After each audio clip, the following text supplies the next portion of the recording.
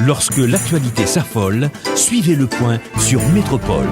Le Point, tous les matins à 8h30, reprise 1h30. Le Point est une courtoisie de la BNC. Le plan épargne-retraite BNC, une assurance pour votre famille et vos employés.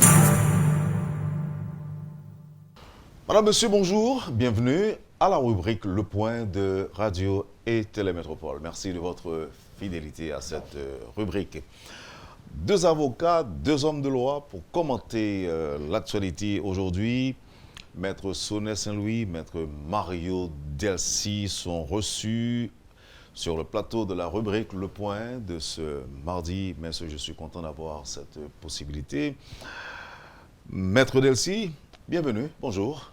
Bonjour Wendell, et je dis également bonjour aux auditeurs et téléspectateurs de la rubrique Le Point de Radio Télémétropole. Maître Sonnet Saint-Louis, bonjour, bienvenue. Bonjour Wendell, bonjour pour cette invitation. Je profite de l'occasion aussi pour saluer mon collègue Mario Delcy. Et je profite aussi... Apparemment, il avait oublié de le faire. Oui, mais parce qu'on s'est déjà salué. On a oublié qu'on devait le faire en présence des gens. C'est vrai.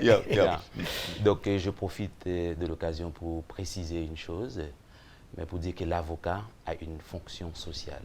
Et sa fonction consiste à dire le droit tel qu'il est. Et en répétant le droit tel qu'il est, et l'avocat remplit sa fonction sociale.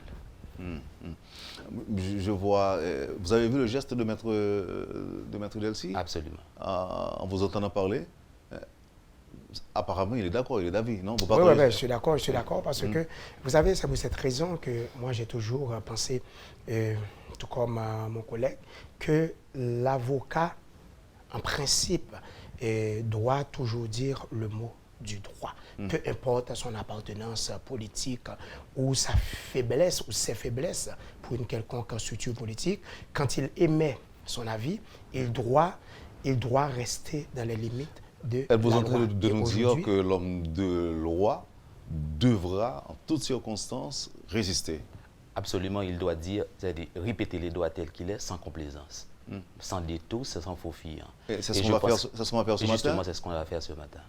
Alors, on va voir. Messieurs, est-ce que vous croyez qu'il peut y avoir un vrai procès Petro-Caribé? Est-ce que vous pensez que c'est possible en Haïti aujourd'hui, Maître Delcy? Bon, mais écoutez, Wendell, moi, je suis pour un procès Petro-Caribé. Pourquoi je suis pour un procès Petro-Caribé? Je ne suis pas pour le procès Petro-Caribé dont on parle à travers les réseaux sociaux et les médias. Je suis pour un procès où tous les gens qui sont accusés d'avoir, en parenthèse, mal géré les fonds publics devraient comparaître. Devraient comparaître, ne serait-ce pour leur propre nom, pour leur image, pour leur famille, pour leurs proches, afin qu'ils puissent se laver de l'opprobre qu'on jette sur leur personnalité. Je n'accepterai jamais qu'on vous accuse d'avoir détourné les fonds publics que je paie, que ma famille, que vous qui êtes journaliste payez, et à ce moment-là, que personne ne soit responsable. Il faut qu'il y ait une part de responsabilité. Alors vous êtes pour la lumière. Je suis exactement pour que la justice fasse son travail sans pression, de quelque manière que ce soit. Et je suis surtout pour que tous ceux-là qui ont bénéficié ou bien qui auraient bénéficié de la corruption dont on parle à travers les réseaux sociaux soient indexés. Qu'il s'agisse de parlementaires, qu'il s'agisse de citoyens de la société civile, qu'il s'agisse de commerçants, tous ceux-là qui ont bénéficié dans des conditions illégales de cette largesse de Petro-Caribé, les compagnies qui n'ont pas respecté les clauses de leur contrat, je pense que tous ces gens-là doivent être poursuivis par la justice qui dira le mot du droit. Alors, j'ai un petit désaccord avec vous, Maître Delcy, et bon, c'est le journaliste. Parce que, pourquoi je parle de désaccord? C'est parce que vous faites allusion aux réseaux sociaux. Et on sait qu'aux réseaux sociaux, tout est facile. On n'exige rien de celui qui écrit ou encore qui fait passer des messages à travers les réseaux sociaux. Non, parce que vous dites que tous ceux qui bénéficient, c'est très facile de faire figurer le nom de Maître Delcy comme étant un bénéficiaire des fonds Petro-Caribé, et puis quand vous essayez d'aller au fond, vous trouvez que ce n'est pas vrai. Donc, je ne parle pas des réseaux. On peut revenir là-dessus. Okay, c'était justement une parenthèse pour exprimer un léger désaccord. Oui, plainte, d'accord, mais c'est plainte. Parler des réseaux sociaux, écoutez, et Maître Delcy, vous allez être d'accord peut-être plus tard que il y a des abus qui se font aussi à travers les réseaux sociaux. Je le sais. Nous allons avoir maintenant la réaction de Maître Saint-Louis. Maître Saint-Louis, est-ce que vous êtes certain, vous êtes sûr qu'il peut y avoir un vrai procès Petro-Caribé en Haïti? Donc je ne sais pas s'il va y avoir un vrai procès sur le Petro-Caribé, mais je suis pour la tenue d'un procès juste et équitable. Mais je dis, dans les circonstances actuelles, la tenue d'un procès juste et équitable est difficile. Et comme vous l'avez souligné, donc la lutte contre la corruption, c'est une lutte qui doit être menée par l'État, non par les individus. Parce qu'en fait, la corruption, c'est un crime. Mais la personne qui en a la première victime, c'est l'État. Et c'est l'État qui est contrarié dans sa mission de justice sociale, dans sa mission de développement. Donc le fait que le gouvernement laisse cette initiative aux individus, aux groupes d'individus, ce qui me semble être très dangereux pour la paix et la sécurité sociale. Donc à ce moment-là, il est plus que urgent et nécessaire pour que l'État puisse s'approprier définitivement du dossier et que l'exécutif offre les conditions pour la tenue d'un procès juste et équitable dans le pays. Merci Maître Delcy, merci Maître Saint-Louis. Parlons maintenant de ce qui attend le Premier ministre. Est-ce que vous êtes pour qu'on continue à dire Premier ministre nommé pour préciser qu'il n'est plus désigné? Maître. Bon, pour moi, je pense qu'il n'y a pas un Premier ministre nommé. Il y a un Premier ministre tout court. Parce que ce qu'il faut comprendre est dans la procédure de nomination du Premier ministre. Si on se réfère à la Constitution originelle, c'est-à-dire celle de 1987, qui n'est pas amendée. Donc il y a, pour moi, 3 ou 4 étapes dans la procédure de nomination du Premier ministre. La première étape, c'est la désignation. Donc le président, suivant l'article 158 de la Constitution, choisit le Premier ministre et dans le parti ayant la majorité au Parlement. Et à défaut de cette majorité, tel est le cas aujourd'hui, donc le président, en consultation avec les présidents des deux chambres, choisit le Premier ministre. Donc maintenant, ce sont des étapes déjà franchies. Donc je parle de la Constitution amendée. Donc on parle de la désignation. Après la désignation, il y a la ratification du choix du Premier ministre qui est faite par les chambres. Donc on envoie les dossiers et vous vous souvenez de l'affaire Éric Pierre. Donc à ce moment-là, c'est l'étape de la ratification. Après la ratification, on invite le Premier ministre à présenter sa déclaration de politique générale. Ok, on n'en est pas encore là, maître. Je vous rappelle la procédure antérieure. Donc c'est la troisième étape, c'est la ratification, c'est l'approbation de la déclaration de politique générale du Premier ministre. Et enfin, la quatrième étape, c'était la nomination. Donc le président nomme le gouvernement. Il y a des étapes qui sont brûlées. Maintenant, avec l'amendement de la Constitution de 1987, on peut dire qu'il y a un renversement de la procédure. Il y a certaines étapes qui n'existent plus. Donc aujourd'hui, c'est le président qui nomme le Premier ministre. Donc cela veut dire qu'il n'y a pas l'étape de la ratification du Premier ministre. Du choix d'abord. Du choix du Premier ministre. Donc à ce moment-là, les tests de la conformité ou le test de l'éligibilité du Premier ministre est fait par le président de la République, c'est-à-dire le cabinet technique du président de la République étudie les pièces pour voir leur conformité par rapport avec la Constitution. Donc à cette étape bien précise, le président de la République est le seul juge des pièces du Premier ministre. Ok. Et c'est votre point de vue, Maître Delcy? Bon, en fait, je n'ai pas un point de vue totalement différent, mais sauf que les références données par mon collègue ne sont pas, en fait, ce sont des références constitutionnelles, certes, mais je pense que l'on devrait commencer par l'article 137 de la Constitution. Et c'est à cette phase-là que nous devons comprendre la véritable procédure. Effectivement, avant la procédure d'adoption de l'amendement constitutionnel. Vous savez, tout le tollé qui entourait cette procédure-là à l'arrivée du président Martelly en 2011, eh bien, ce qui arrive, c'est que finalement, on a pu obtenir un test avec la commission des Walsh, et puis il y avait aussi le président de la Cour de cassation qui avait été consulté jusqu'à ce que le président ait pu faire publier dans le Moniteur du mardi 19 juin 2012 la dernière version amendée.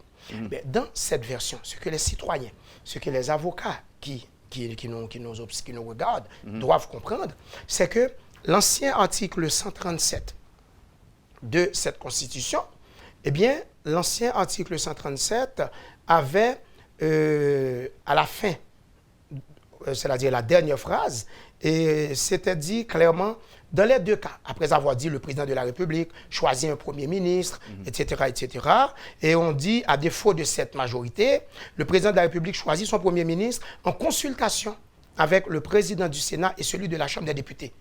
Et il y avait une dernière phrase, dans les deux cas, le choix doit être ratifié par le Parlement. Ça voulait dire quoi? Ça voulait dire qu'au départ, donc là, nous sommes dans la Constitution de 1987, non encore amendée. Okay. Et donc, c'était cette première phase. Le président de la République avait l'habitude de désigner un Premier ministre. Et à partir de la désignation de ce Premier ministre devait aller déposer ses pièces au Parlement et tous ces dossiers devaient être examinés par les commissions parlementaires, au Sénat et à la Chambre des députés.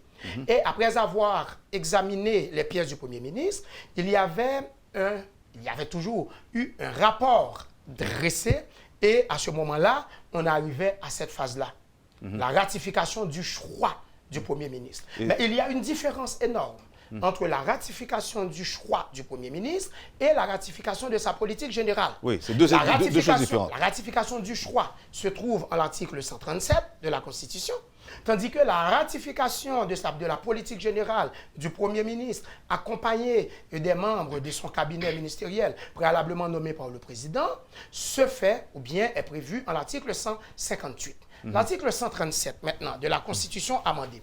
Nous avons ici le Moniteur, qui constitue en fait la version authentique du dernier amendement constitutionnel. Que dit l'article 137? Je vais lire pour vous. L'article 137 se lit désormais comme suit. Le président de la République choisit un Premier ministre parmi les membres du parti et la majorité absolue au Parlement. Et on ajoute quelque chose. La majorité est établie sur la base des résultats électoraux des élus dans chacune des deux chambres. Ça, pour éviter les alliances. Les alliances juste... Quand vous parlez d'alliance, vous faites allusion au groupe... Pour qu'il n'y ait pas une fausse majorité électorale. OK? Et on poursuit. On n'est pas dans ce cas de figure. À défaut de cette majorité, c'est là qu'on est. Le président de la République choisit le Premier ministre en consultation avec le président du Sénat et celui de la Chambre des députés. La dernière phrase qui se trouvait dans la Constitution de 1987, non encore amendée, contenait une clause, n'est-ce pas, qui prévoyait quoi? La ratification du choix du Premier ministre. Puisque dans la Constitution amendée, on a enlevé cette partie-là, eh bien, cela signifie quoi? Non, alors précisons pour les auditeurs. D'abord, revenons sur ce qui a été écrit. Le choix doit être ratifié par les deux chambres. Par le Parlement. Là, nous sommes dans la Constitution de 1987. Non encore amendé. Et là, dans l'amendement, cette partie a été enlevée. Ce qui signifie quoi? Ce qui signifie que, et c'est pour cette raison même qu'on avait fait l'amendement, c'était pour pouvoir alléger la procédure qui était trop lourde pour un Premier ministre. Donc, puisqu'on a enlevé cette partie-là, cela signifie que le choix du Premier ministre devait se faire en conformité à l'article 157 de la Constitution. Or, l'article 157 dit clairement, pour être nommé Premier ministre, il faut être haïtien d'origine, âgé de 30 ans accompli au moins, jouir de ses droits politiques, être propriétaire, etc. etc. Ce qu'on dit, on dit qu'on n'a pas besoin, c'était l'esprit, l'intention du législateur, c'était d'enlever cette partie-là et de laisser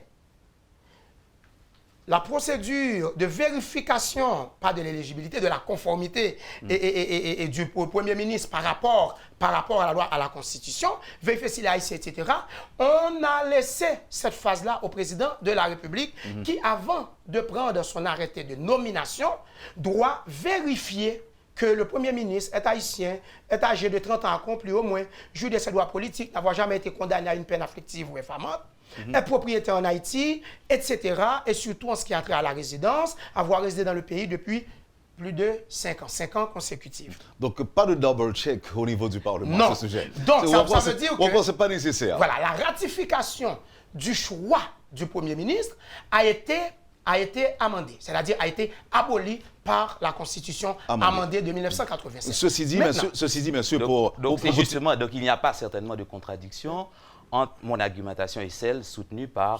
la référence. Non, jusque-là, il n'y a pas d'argumentation. On a le même produit. Donc justement, parce qu'on en est point de... Non, mais la réponse à ma question, pour un bon éclairage du public, c'est que pas question aujourd'hui de dire Premier ministre nommé. Donc, non, c'était Premier ministre tout court. Ce n'est pas nécessaire. Ce n'est pas nécessaire de le dire, je vais dire pourquoi. Parce qu'en fait, il y a un problème entre le droit constitutionnel et le droit administratif. Parce que quand on parlait de la nomination, en fait, en droit administratif, on parle des nominations aussi, et en droit constitutionnel, on parle des nominations. Et j'avais bien dit tout au départ de mon intervention que cette étape qui consiste à ratifier le choix du Premier ministre par les deux chambres étant élevée dans la Constitution amendée de 1987. Maintenant, cette prérogative revient au président de la République qui fait les tests de la conformité des pièces par rapport aux exigences de la Constitution. Donc, une fois que le président réalise que les citoyens qu'il va être nommé remplissent toutes les conditions par rapport à la Constitution, il les nomme. Maintenant, cet arrêté de nomination, donc, par exemple dans le cas de M. Jean-Henri Séan, mais automatiquement fin, donc à l'arrêté de nomination de Guy Lafontaine, ce qu'on appelle une double investiture en droit administratif. Donc, ce qui signifie que le nouveau arrêté chasse l'ancien.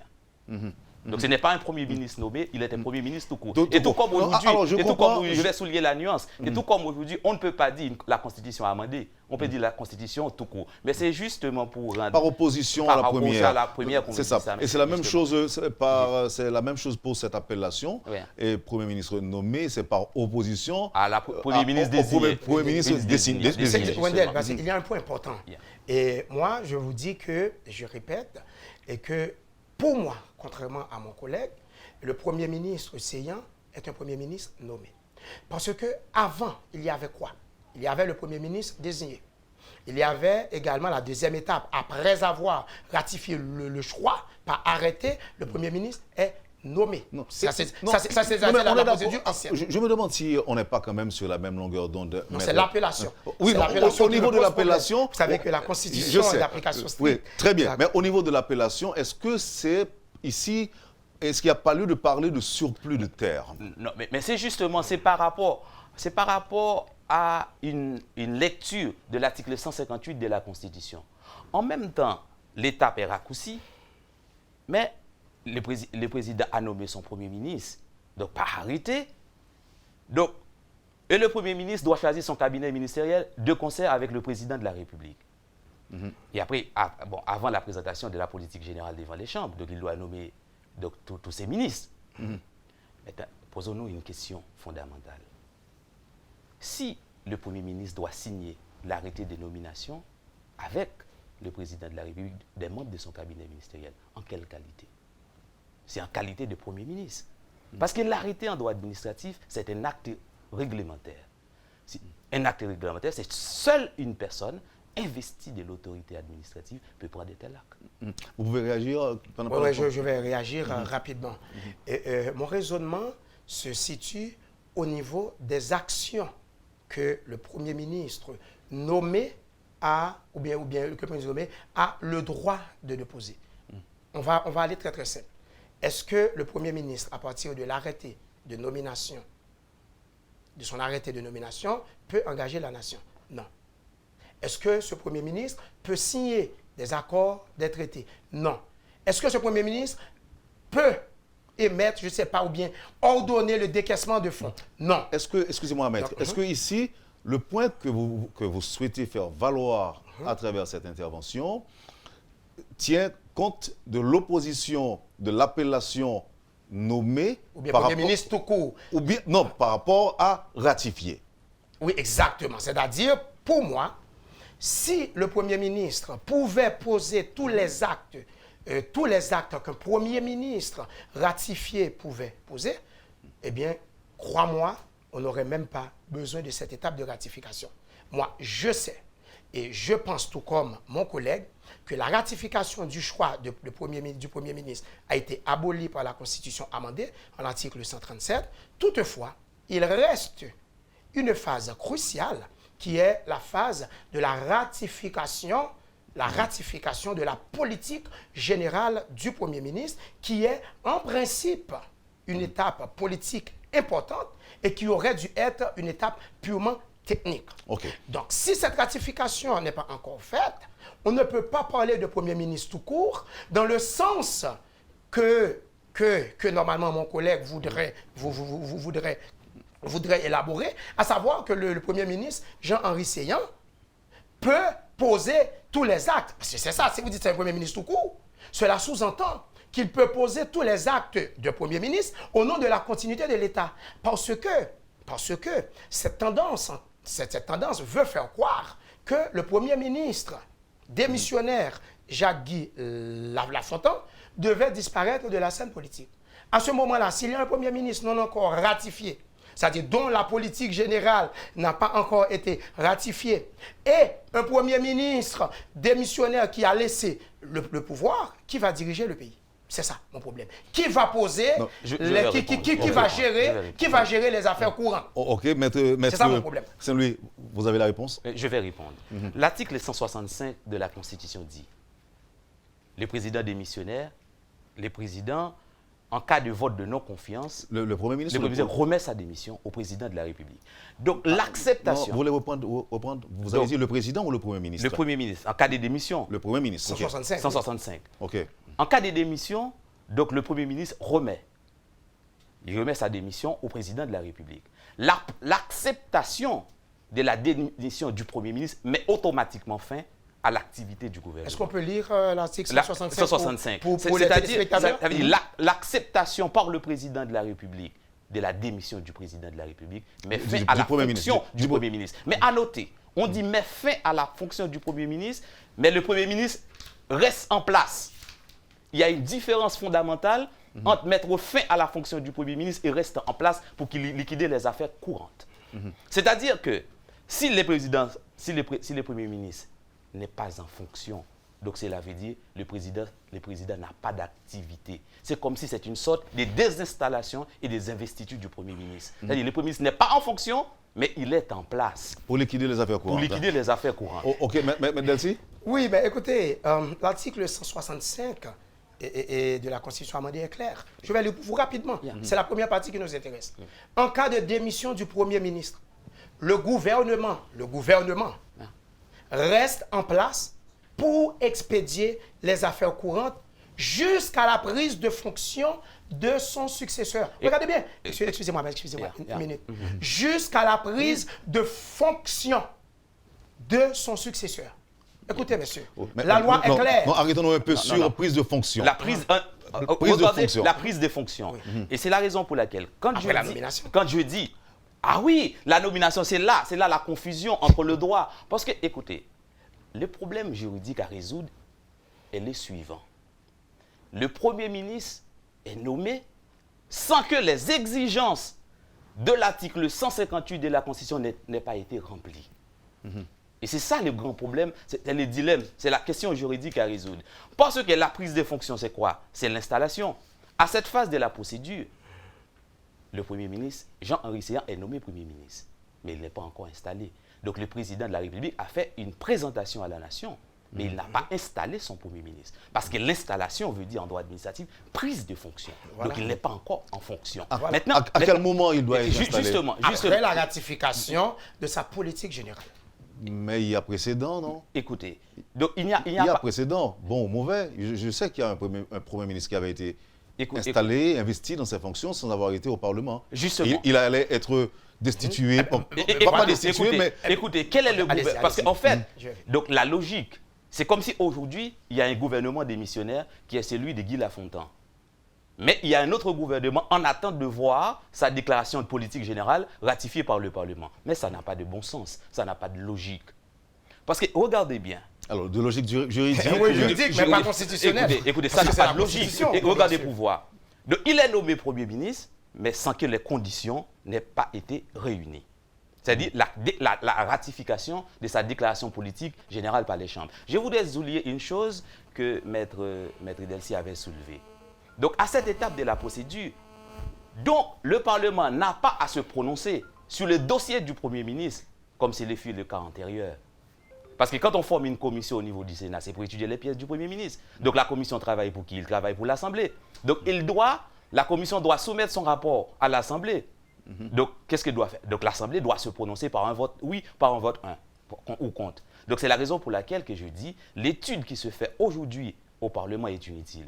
Au vu de la Constitution, n'a pas sa raison d'être. n'a pas sa raison d'être. Parce que en fait, Le c'est la dépôt des pièces déclaration, n'existe plus. c'est l'approbation de la déclaration politique générale du Premier ministre Donc, qui doit à ce être niveau-là, ratifiée vous par êtes- le Exactement, Parlement. oui, ça, je suis Vous êtes- d'accord. vous êtes totalement. d'accord? Oui, je suis d'accord, parce que c'est l'article 137. Oui. L'article 137 qui a Donc- éliminé cette Donc phase. à ce moment-là, donc, il y a un problème qui est posé. Maître Séan est nommé Premier ministre.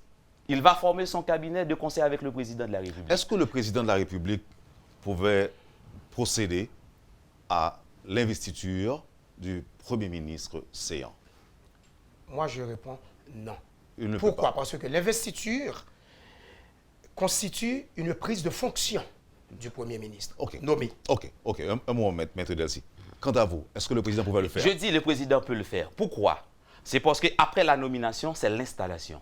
L'installation, c'est une Oui. sorte de prise de fonction. Oui. Là, on est d'accord là-dessus. Ok, mais est-ce que à quel moment, à quel moment est-ce qu'on doit attendre la ratification? L'importance de la ratification dans ce cas. Donc C'est la l'importance bonne de la ratification, c'est pourquoi. Je vais expliquer.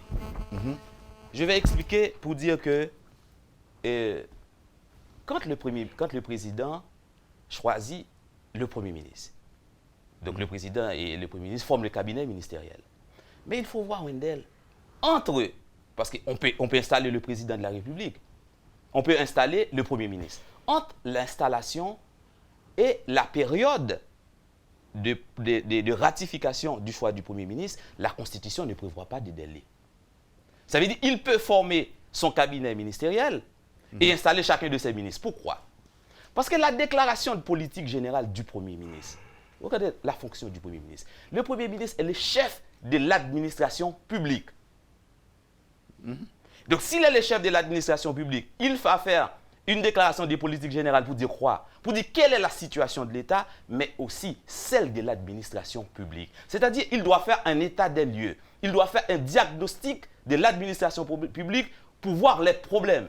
Mais une personne extérieure à l'administration publique, à mon avis, ne peut pas diagnostiquer l'État, ne peut pas diagnostiquer l'administration publique. Et c'est la raison pour laquelle presque tous les documents de déclaration de politique générale des premiers ministres qui passaient dans le pays, parce que de 87 à nos jours, c'est la falsification de la réalité. Donc, c'est le maquillage. Parce qu'il n'y a pas contre l'État.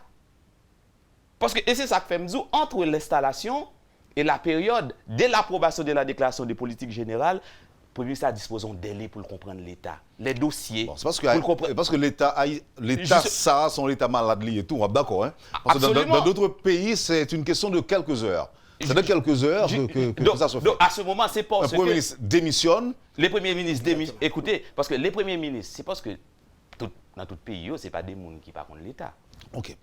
On propose, monsieur, parce qu'il y a un autre point qui est aussi important et qui pourra susciter, j'imagine, des interventions assez animées, comme ça nous se fait là, mais on a fait ça après posant, parce que la question, la procédure recommence. Si vous avez une mauvaise surprise qui a peut-être mettre en bas, ça va passer après. On va le dire position pas ou même, et puis mettre Delcy pour le dire pas tout, auditeurs avec téléspectateurs, il paraît pour comprendre ensemble avec nous matin.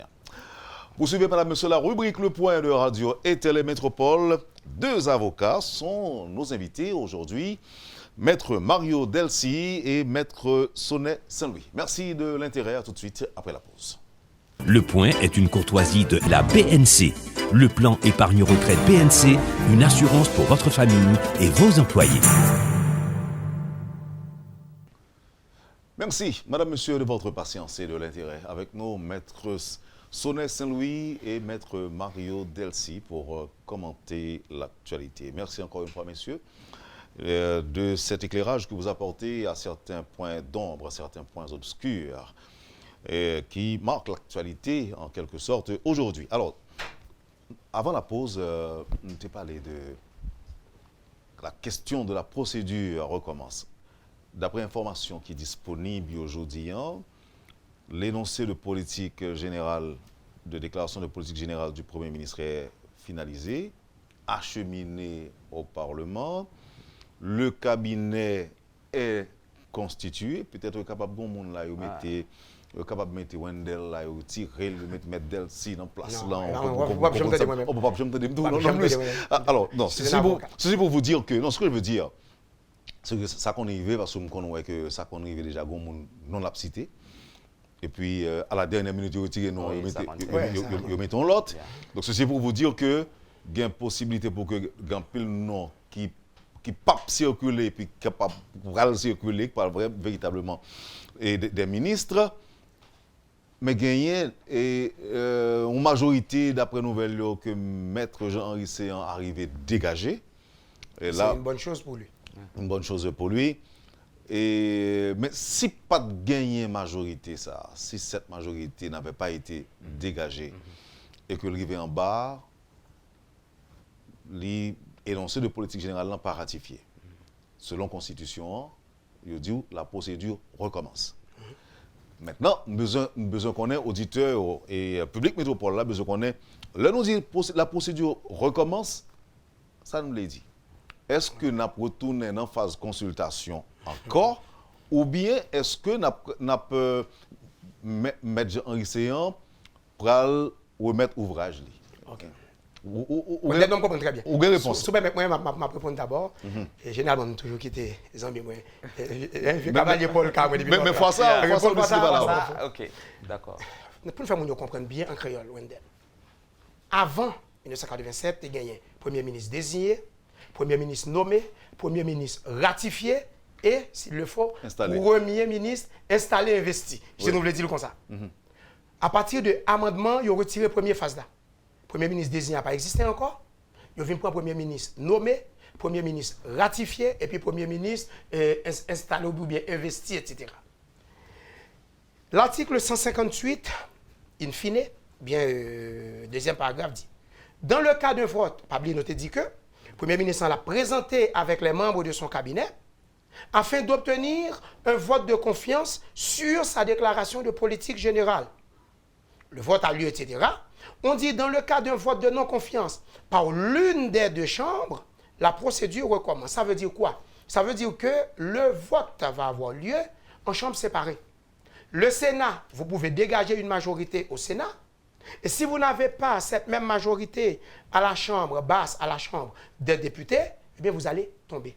Les deux chambres doivent approuver votre déclaration de politique générale. Dans d'autres pays comme le Canada, automatiquement, le Premier ministre vient porter budget dans l'année, lors de l'ouverture de l'Assemblée. Le Premier ministre vient présenter budget pour l'année. Si vous rejetez le budget, le Premier ministre tombe. Vous voyez comment c'est facile là-bas? Le Premier ministre il tout tombé. Ici, il faut attendre la déclaration de politique générale. Et une fois que l'énoncé de cette déclaration de politique générale aura été faite, eh bien, si les deux chambres l'approuvent, le Premier ministre est devenu Premier ministre. Premier ministre dans toute l'acception du terme. Il y a un cas de dire ça, pas besoin de dire comme ça. On dit que les chefs de gouvernement. Oui, les premiers ministres. Bon, Premier ministre, chef de gouvernement, ok. Maintenant, si une chambre n'est pas d'accord avec politique, déclaration de politique générale là, il y a un vote de non-confiance, même lorsque une première chambre n'est d'accord, depuis une là n'est pas d'accord, le Premier ministre tombe, la procédure recommence. La procédure recommence signifie quoi? Signifie qu'on va recommencer à partir de l'article 137 de la Constitution. Article 137 là qui te dit, le président de la République choisit son Premier ministre, etc., en consultation avec le président du Sénat et celui de la Chambre des députés. Donc, vous commencez à zéro? À zéro, oui. Consultation, même etc. Même les ministres. Même les ministres. Bien sûr, oui, consultation, etc. Il faudra encore de nouveaux ministres. Oui, bon, non, Pas forcément, pas forcément. Parce que c'est le Premier ministre qui est en jeu pour l'instant. Ok, c'est le choix du Premier ministre. Donc, à ce moment-là, pour nommer, le président ne nommera pas le Premier ministre ainsi que les ministres. Ok, le président nomme le Premier ministre d'abord, etc. C'est après qu'on va nommer. Maître Delcy, selon vous-même, consultation pour le commencer. Recommencer à zéro. À zéro. C'est un coup, il n'y a pas de jamais désigner, excusez-moi, c'est un coup, il n'y a pas de jamais nommer Jean Risser. OK. Maître Delcy, vous d'accord? Oui, il a très bien expliqué. Et non seulement il a très bien expliqué l'article 158 de la Constitution, 137 et 138. Parce qu'en fait, le problème, c'est qu'il y a une dispersion entre les articles 137 et 158 de la Constitution qui rend la compréhension un petit peu difficile. Mais il a très bien expliqué, il a même fait un exercice de droit constitutionnel comparé, en comparant le droit constitutionnel haïtien avec les droits constitutionnels canadiens, donc pays dans lesquels j'ai fait toutes les études supérieures. Et étudié, et moi avec l'Université de Montréal, nous avons fait maîtrise, nous étudié. Donc, c'est très bien. Pour moi, la procédure recommence, c'est qu'il doit comprendre. Dans les droits pénals, dans la Constitution, il y a un problème. Là, on dit la procédure recommence, tu es doué une phrase de renvoi. Ça veut dire, pour t'expliquer, qui ça veut dire, la procédure recommence. Et c'est parce que par exemple, cette phrase de renvoi qui est expliquée et qui donne lieu à ce débat qu'on a fait aujourd'hui. La procédure recommence. Lorsqu'on prend le droit pénal, par exemple, on a dit, dans la procédure pénale, il y a 3 étapes. Il y a l'enquête qui déclenche la poursuite. C'est la première étape. Il y a l'instruction du juge. C'est la deuxième étape. Et la troisième étape, il y a les jugements. Donc, dans la procédure pénale, il y a 3 étapes. Maintenant, lorsqu'on dit la procédure recommence, c'est l'ensemble des étapes qu'on reprend. Donc, sur cette question-là, mon collègue a totalement raison. Mais pourquoi la procédure recommence? Il faut comprendre, c'est quoi une déclaration de politique générale? Une déclaration de politique générale est traversée par une vision. Donc, le Premier ministre exprime sa vision de l'État, de la société et de la chose publique. Il exprime sa vision. Mais la vision du Premier ministre va être déclinée en des objectifs stratégiques, des programmes. Ça va être le cadre programmatique va venir après, parce que c'est l'ensemble des politiques qui va aller dans le cadre des ministères sectoriels, il va aller élaborer politique. Elle est traversée, la déclaration politique est traversée par une vision. Cette vision, elle doit être partagée ou rejetée. On ne peut pas amender une vision. On ne peut pas corriger une vision. Et c'est la raison pour laquelle la procédure recommence. On reprend toutes les étapes, c'est-à-dire pas avec le même Premier ministre. Pas avec le Premier ministre, parce que notre Premier ministre, parce que le Parlement. Même songez que là encore, je conclue pour dire que je pense que le Parlement. Oui, là encore, je vais avec les précédents. Il ne faut jamais prêter attention aux précédents. Et vous savez pourquoi? Justement. Pourquoi est-ce qu'il y a toujours des précédents en Haïti? C'est parce que nous avons un déficit dans ce pays. Ce déficit, vous avez une constitution. C'est l'un des rares pays où nous avons une constitution sans avoir une loi d'interprétation de cette constitution. Au Canada, il y a une loi d'interprétation de la Constitution.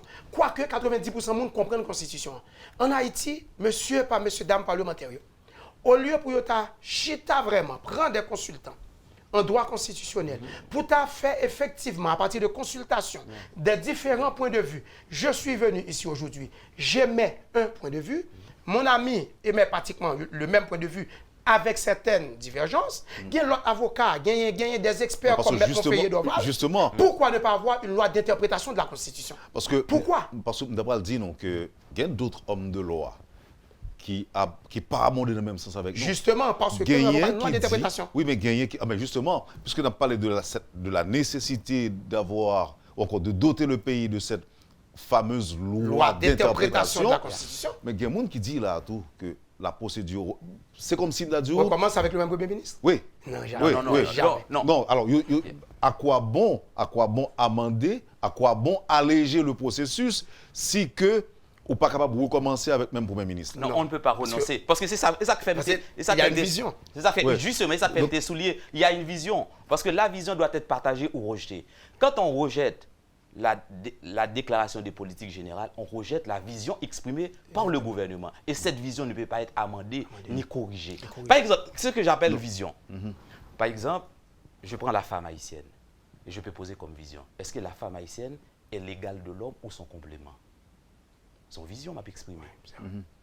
Maintenant, si je crois que la femme n'est pas l'égale de l'homme, mais son complément ou les deux à la fois, C'est ça ça, veut- Ce n'est pas parce que vous n'êtes pas d'accord que je dois changer ma vision. Et cette vision va être erronée. Cette vision va être erronée. Ça va être erroné. Ça veut dire qu'on ne peut pas amender la vision. Maintenant, si je crois que la femme haïtienne est l'égale de l'homme et son complément, donc à ce moment-là, je vais prendre, dans le cadre politique m'a établi, m'a prendre des politiques et des lois pour assurer cette égalité et cette complémentarité et m'a créé des institutions donc, qui pour venir en support avec cette politique. Et c'est la raison pour laquelle, par exemple, si je prends la diplomatie, je me dis, c'est pas important qu'Haïti ait une présence au niveau universel. Ça veut dire au niveau des Nations Unies, pour Haïti a pu parler. Je me dis, comme au niveau universel, donc politique là, elle est dominée par les grandes puissances, les Canada, les États-Unis, la France. Ils ont fait les jeux au niveau international. On doit dire, je ça trop pour moi.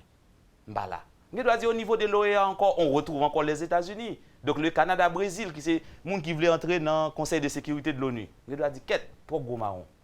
On doit dire, on va dans la politique caribéenne au niveau régional. On doit dire, on va dans CARICOM. Parce que CARICOM là, on va passer. Donc il y a plus de possibilités pour me dominer CARICOM que me dominer OEA. Donc ça, c'est une vision maintenant. Donc à ce moment-là, je fais ça. Donc vision ça, je ne vais pas amender, je ne vais pas partager. Si je crois que c'est là, Haïti est plus efficace en matière de relations internationales. Je vais ajouter quelque chose si vous me le permettez. Wendell, si, quand on dit la procédure recommence, si on choisit un autre Premier ministre, le président a l'impérieuse obligation de vérifier, moi si j'étais le président, je vérifierais la politique générale du Premier ministre que me propose pour me nommer, pour vérifier quoi? Pour vérifier que vision que le a son vision qui pas même genre à vision ancien Premier ministre que le Parlement a rejeté. Vous comprenez pour quelle raison? Pour éviter que la nation entende trop longtemps. Voilà pourquoi, si on choisit un autre Premier ministre et que ce Premier ministre présenterait une déclaration, mais ferait une déclaration de politique générale ayant le même contenu que l'ancienne déclaration de politique générale, eh bien, sa politique générale, c'est-à-dire la politique générale du nouveau Premier ministre, ne peut et ne saura être ratifiée par le Parlement. Maintenant, d'où la nécessité de toute tractation qui précédait séance ratification, je veux dire entre le président, entre le Premier ministre et des parlementaires. C'est la raison pour laquelle il faut dégager cette majorité. Oui, parce que l'une des... Donc là, c'est en d'autres termes, on dit, mais c'est donc il faut dégager la majorité, termes. c'est-à-dire une majorité qui partage la vision du gouvernement. Parce qu'en fait, mais vous avez dit qui partage la vision mais pas les responsabilités. Non, qui partage la vision. Donc, pour ratifier la déclaration des politiques, il faut que les chambres partagent la vision du gouvernement. S'ils ne pas partagent, ils ne pas ratifier. Et c'est la raison pour laquelle l'échec du gouvernement, c'est aussi l'échec de la majorité qui soutient l'action gouvernementale. Et d'ailleurs, un Premier ministre pas supposé aller présenter, faire déclaration de politique générale, ce n'est pas sûr que normalement, il a ratifié. Pour quelle raison? Pendant tout le temps que le Premier ministre a fait consultation, on va faire consultation pour négocier à parlementaire, pour bailler au poste des élections générales, malheureusement, comme ça en Haïti, pour bailler au poste ministériel. Ça t'a doué un bagage technique. Je le dis et je le répète. En Haïti, la déclaration de politique générale est totalement politique, alors que cette déclaration-là aurait dû être une déclaration technique. Purement technique. Pourquoi? Parce que c'est la vision de la chose publique. C'est la vision du Premier ministre du gouvernement pour la nation. Son bagage technique que lié. Deux autres petites questions, messieurs. Je dis là, une série de problèmes récurrents. Chaque fois nous arrivons en phase de Premier ministre destitué par le Parlement ou bien démissionné, tout simplement. Dans quel niveau nous croyons que c'est une priorité pour des législateurs de pencher sur cette loi d'interprétation pour éviter répétition à l'avenir des mêmes problèmes? Moi, je pense qu'il y a une urgente nécessité pour que ça fasse. Et le Parlement même, le président devait commencer à entamer des discussions. Parce que depuis plus de 30 ans, nous vivons dans une insécurité constitutionnelle, comme l'ancien président Préval de Regretter Mémoire eut à le dire. Pourquoi garder un pays dans une telle insécurité? Alors qu'il y a des intellectuels dans ce pays. Nous devons cesser cette politique de clan dans ce pays. Il faut consulter les acteurs, tous les acteurs, n'est-ce pas, qui sont capables d'aider ce Parlement à mettre en place cette véritable loi d'interprétation. Et cette loi d'interprétation sera adoptée par le Parlement et mettra fin à toutes les discussions depuis plus de 3 décennies, à toutes les discussions autour de cette question. Et je vais vous dire, Wendell. Non, mais là, faut-il bien que acteurs, pas ta météo d'accord. Oui, exactement. Des acteurs neutres. Neutres, oui, plus ou moins neutres. Faut que ce pas des acteurs qui concernés, qui intéressés. Intéressés, exactement. Intéressés. Sinon, on parle toujours ouais, que une loi d'interprétation qui est faite et puis l'interpréter dans le sens, intérêt de notre monde. Est-ce que une dernière question que je vais poser avant de finir? Est-ce que Justement, je pense que la Constitution de 1987 pose des sérieux problèmes d'application. Pas de discussion là-dessus. Et ça me t'a montré tout à l'heure, là, appelé l'article 137 et 158, dispersion des articles, ça y est. Et je fait une discussion avec un camarade, Luc Joseph, je me permets de citer son nom, et puis il montrait la contradiction qui existait entre nomination et la déclaration des politiques générales qui définit les conditions pour être Premier ministre. Là. Le problème maintenant, pas le fait que la Constitution a posé des problèmes d'application, mais respect Constitution en Wendell, il dépend d'abord de la volonté des dirigeants et des dirigés pour respecter. Et c'est ça le principe de l'état des droits, c'est que les citoyens doivent être soumis aux droits au même titre que les gouvernants. Et c'est ça le problème. Donc même si, parce que la Constitution l'a mieux élaborée techniquement et juridiquement, donc ne sera jamais respectée à cause de cette mentalité légaliste pour rayon qu'avec Haïtiens. Mais j'espère que maître, en fait, député Tardieu qui a promis travail liant aujourd'hui, et peut-être qu'il a tenu compte d'observations, encore de remarques que nous faisons aujourd'hui. En question de une auditrice, messieurs, si la politique générale du Premier ministre, du PM ou du PM nommé, comme on veut, n'est pas validée ou ratifiée, est-ce qu'il aura droit à la pension de Premier ministre? Non. Écoutez. Non, parce qu'il n'a jamais été Premier ministre. Il n'a jamais été Premier ministre.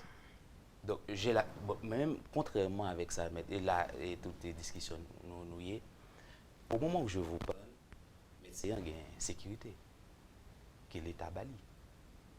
Et deuxième bagaille qui vient, c'est que l'aile parle dans le Parlement, et c'est là la contradiction fondamentale. Avant de parler avec le cabinet ministériel devant le Parlement, il parle pour arrêter. Et qu'il va signer ensemble avec le président de la République là, pour le nommer tout ministre. Et c'est ça que je me dit tout à l'heure. Donc, si le cas pour arrêter en droit administratif, sont actes réglementaires. Donc, pour arrêter, il faut une personne qui investit de l'autorité administrative. Et c'est ça que le cas signé arrêter. Et c'est la raison pour laquelle nous dit le Premier ministre. Tout en étant Premier ministre. Parce que, tout à l'heure, Mario pose une question, il dit, mais tout en étant Premier ministre, Sonnet, est-ce que Jean-Henri Séan peut engager l'État? Est-ce qu'il peut poser les actes, c'est-à-dire dépenser l'argent de l'État, dépenser les fonds de l'État? Vous gagnez pour comprendre. Qui ça la déclaration des politiques générales là? La déclaration politique générale du Premier ministre, c'est un acte d'engagement. Contrairement à ceux qui disent que le gouvernement, c'est l'émanation du Parlement. Le gouvernement n'est pas l'émanation du Parlement. C'est le président avec le Premier ministre là qui fait gouvernement et le présenter devant le Parlement. Au fin, quoi?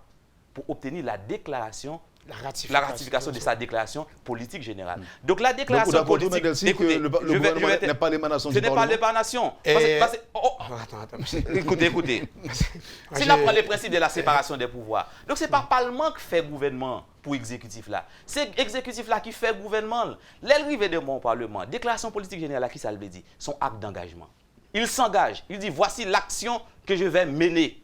Et en vertu de cette action, pour un mandat, il donne au gouvernement un mandat pour conduire l'action gouvernementale. Et en cas de l'insatisfaction de ce mandat, de censurer. Donc, ce n'est pas lui qui fait gouvernement. Donc, la relation qui existe entre le gouvernement et le Parlement, c'est une relation... C'est l'interprétation. Écoute, peut-être n'est-ce pas, de cette partie-là. Donc, ce qu'on appelle l'émanation du Parlement. Justement, ça veut dire, maintenant, à partir de ce contrôle, de cet acte d'engagement, intervient le pouvoir de contrôle du Parlement. Donc, relation qui existe entre le gouvernement et le Parlement, donc, sont relation de contrôle. sur l'action du gouvernement, mais pas l'émanation du gouvernement, parce que s'il émane, ça veut dire c'est lui qui fait. Donc c'est pas lui qui fait, lui contrôle. En des objections mettre là. Bon, pour moi-même, écoutez, effectivement, à première vue, il y a un monde est capable de croire que le gouvernement, le Premier ministre, ne sont pas l'émanation du Parlement. Mais si on interprète de façon large cette pensée, on pourra dire que le Premier ministre et les membres de son cabinet ministériel sont l'émanation du gouvernement, du Parlement. Pourquoi? Parce que justement, c'est ce Parlement qui approuvera ou rejettera l'énoncé de politique générale du Premier ministre. Et s'il y a un vote de non-confiance, le Premier ministre, tous les ministres tombent en dépit du fait qu'ils ont été nommés par le président de la République. Finalement, celui qui a l'autorité de censurer est considéré comme la véritable autorité, est considéré comme l'autorité dont émane ce gouvernement.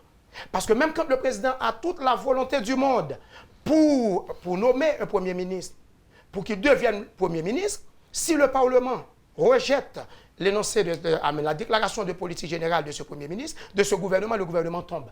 Qui est le chef? C'est le Parlement. Mais sur une vraiment dernière question.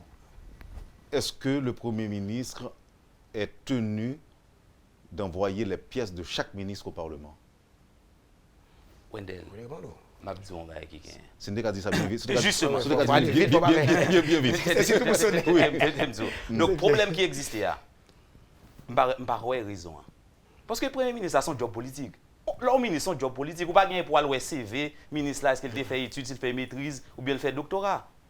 Parce qu'à cette phase de la procédure, le pouvoir de contrôle du Parlement n'intervient pas. Parce qu'il faut qu'on ait un acte d'engagement. L'acte d'engagement, c'est la déclaration de politique générale. Maintenant, lorsque le Parlement ratifie la déclaration de politique générale du gouvernement, du même coup, le gouvernement tombe sous le contrôle du Parlement. Et à n'importe quel moment de la durée, le Parlement a demandé au Premier ministre pour le voir pièce ministérielle, pour le voir est-ce que les tests de conformité donc, avaient respecté les exigences de la Constitution de 1947. Donc, pièce là, c'est capable de vérifier est-ce que le ministre, est-ce que l'haïtien, mais pas sur question de formation académique. Mais l'article 137, il a enlevé partie ça pour le Parlement, il a quitté le président. C'est la phase préparatoire. Donc, ce qui signifie quoi? Le Premier ministre nommé Jean-Henri Séan, il n'a pas de gain pour le voir pièce pour l'analyser au sein des commissions au Parlement. OK? Donc, Premier ministre, automatiquement, président, il nommé lui. Tout ça était pour le faire, c'est travail sous déclaration politique générale, à le présenter dans le Parlement. Parce que le président et son cabinet, ils ont déjà analysé pièces, même sûrement, parce que de toute manière, Jean-Henri Séan, c'est quelqu'un que je connais, que mon ami aussi connaît. C'est quelqu'un que nous fréquentons. OK? Donc, ce qui signifie quoi? Moi, je regarde les dispositions de l'article 157. Toutes ces conditions, Jean-Henri Séan les remplit toutes. Les Haïtiens, à moins que M. Eta pour nationalité, sans pas connaître, mais pendant tout le temps que je fréquenté la pour haïtien, il a plus que 30 ans, il n'a pas jamais condamné monsieur, et monsieur était toujours été dans le pays. Et monsieur n'a pas jamais comptable de deniers publics. Donc ça veut dire que le président, le président a vérifié que ces conditions ont été remplies. Et l'article 137 dit qu'on n'a pas besoin de ratifier le choix. Il y a une présomption irréfragable que cette phase-là a déjà été remplie. Absolument, parce que pour le Premier ministre, la test de conformité, ça le fait au niveau du cabinet technique du président de la République. Il a analysé conformité, elle est conforme au nom. Oui, mais ça, maintenant, pour les ministres, donc c'est pour les ministres, c'est la même chose. Le président de la République et le Premier ministre, test de conformité à fait. Maintenant, le Parlement ne vote pas sur les pièces, il vote sur la déclaration de politique générale du gouvernement. Cherchez dans toute constitution pour montrer côté le Parlement droit pour l'analyser pièces. Et puis, on regarde en droit. Qui peut le plus, peut le moins. Si le président de la République là, est capable de nommer Premier ministre, là, après avoir analysé lui-même au sein de son cabinet, du cabinet présidentiel, les pièces de M. Séan pour voir qu'il a respecté les conditions requises à l'article 157 de la Constitution, eh bien, c'est clair que pour un ministre qui gagne moins d'importance qu'un Premier ministre, mais pour le président, tout capable de faire même bagarre là. OK, c'est vraiment clair. Maître Mario Delcy, Maître Sonnet Saint-Louis, merci infiniment. C'est bien dommage, on a fini trop tôt.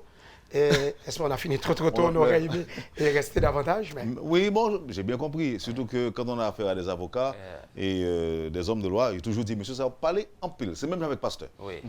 Merci beaucoup, monsieur. Merci, Wendell. Je voudrais dire que je ne crois pas avoir dit toute la vérité. Et je ne pas quoi mes prétentions pour me dire toute la vérité sur le droit constitutionnel. Mais je pense que le débat il était utile matin, hein, dans la mesure où il permet de nous soulever ensemble des questions. Et je pense que le débat va être poursuivi.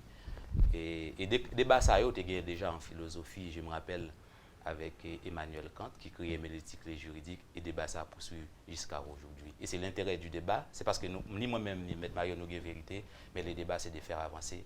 Donc, c'est faire progresser la science du droit en Haïti. Merci infiniment. Pour conclure, oui, mais on est avocat, vous savez très bien.